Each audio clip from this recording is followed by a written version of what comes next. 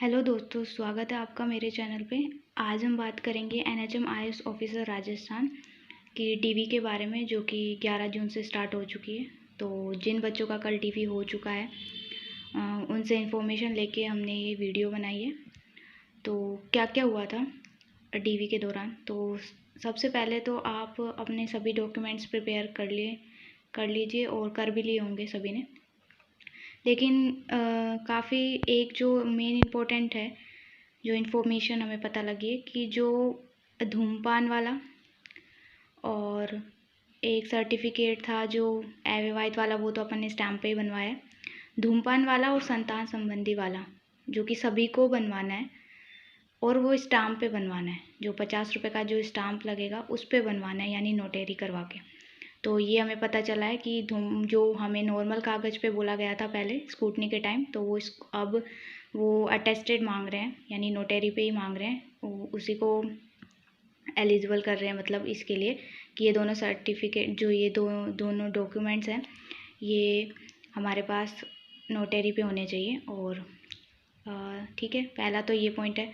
दूसरा है जो ये आरबीएसई वाले जो हैं स्टूडेंट, उनका तो जो 10th और 12th की जो मार्कशीट है, 10th और 12th की, तो उसमें तो वो सर्टिफिकेट के साथ ही मार्कशीट है, तो उनको तो सर्टिफिकेट की अलग से नीड नहीं है। लेकिन वो सीबीएसई वाले जो हैं उनको 10th में तो नहीं मिलता, 10th में तो सीबीएसई वालों को भी नहीं मिलता है जो सर्टिफिकेट होता है, पासिंग सर्टिफिकेट की बात कर रही हूँ मैं।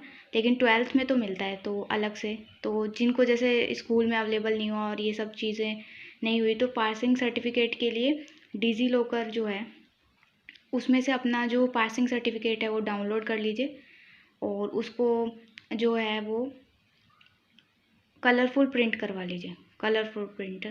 ठीक है, ये ओरिजिनल डॉक्यूमेंट के बराबर ही काम करता है, क्योंकि आईटी रूल 2006 के अकॉर्डिंग जो है ये ओरिजिनल डॉक्यूमेंट की तरह ही काम करेगा।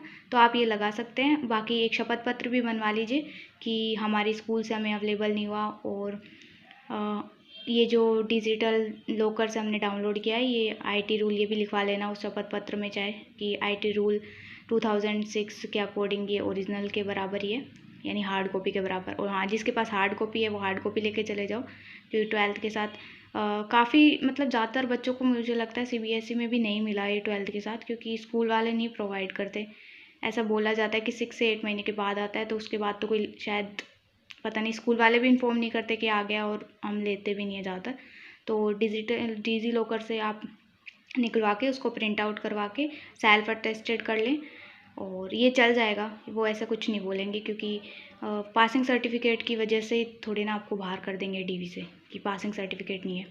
दूसरी बात रही कि और कौन कौन से ओरिजिनल डॉक्यूमेंट्स हैं। बाकी आप सभी ओरिजिनल डॉक्यूमेंट्स भी रखिए, और एक सेट तो लगेगा उसमें, यानी फ़ोटोकॉपी का करवा के लेके जाइए। बाकी वो जो भी अंदर प्रोसेस है, यानी एक साथ 15 बच्चों का हो रहा है, यानी 15 पैनल ऐसे होता है ना, टीम बैठी है, तो 15 मेंबर है, 15 बच्चों को एक साथ बुला रहे हैं, उनका डीवी करवा रहे हैं। और ऐसा कुछ नहीं है, सब व्यवस्था है वहाँ पे। जैसे ऐसे नहीं है कि नोटरी वाला नहीं मिलेगा तो आपका कुछ रह गया, तो शपथ पत्र बन जाएगा आराम से, फ़ोटोकॉपी वाला भी है, कोई दिक्कत नहीं आएगी वहाँ पे। लेकिन आप ऐसे हैं कि यहीं से बनवा के लेके जाएँ तो वहाँ पे दिक्कत नहीं होगी।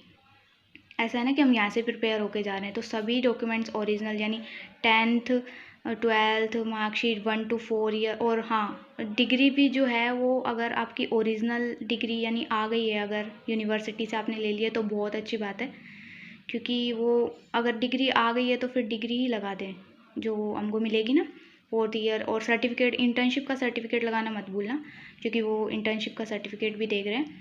बाकी आधार कार्ड ले जाना मत भूलना, मतलब जो भी अपना वो ये होता है ना, अपना पहचान पत्र, जो मतलब जिससे आपके आइडेंटिफिकेशन हो जाएगा अच्छे से।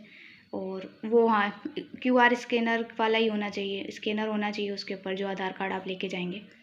और उसके बाद जो यही मेन इंपॉर्टेंट था कि सर्टिफिकेट भी मांग रहे हैं, तो पासिंग सर्टिफिकेट के लिए एक ऑप्शन आराम से है कि डिजी लॉकर में से आप अपना रोल नंबर डालो, पहले लॉगिन करो, क्योंकि डिजी लॉकर में जो है ना सीबीएसई से प्रोवाइड ओरिजिनल डॉक्यूमेंट्स ही होते हैं, तो आप उनको दिखा सकते हैं कि हाँ पासिंग सर्टिफिकेट आ गया।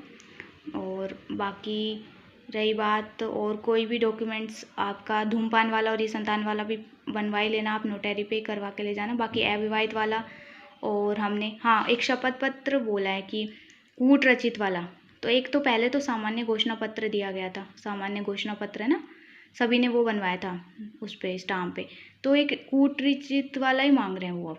तो आप ही अगर कूट रचित वाला भी बनवा लो तो अच्छी बात है, अगर वो सामान्य घोषणा पत्र से मान गए तो बहुत अच्छी बात है, नहीं तो आप कूट रचित वाला अलग से बनवा लो शपथ पत्र, वो सही रहेगा, क्योंकि वो कूट रचित वाला लिखा हुआ है उसमें अच्छे से।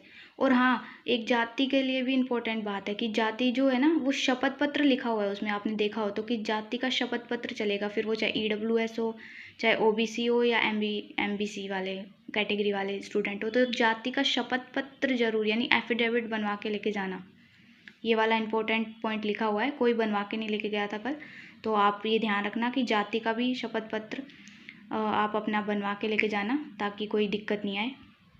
और बस बाकी की जो भी अपडेट्स रहेंगी मैं इस चैनल पे आपको मिल जाएंगी। बाकी के अपडेट्स के लिए आप जुड़े रहे हमारे चैनल पे। Thank you.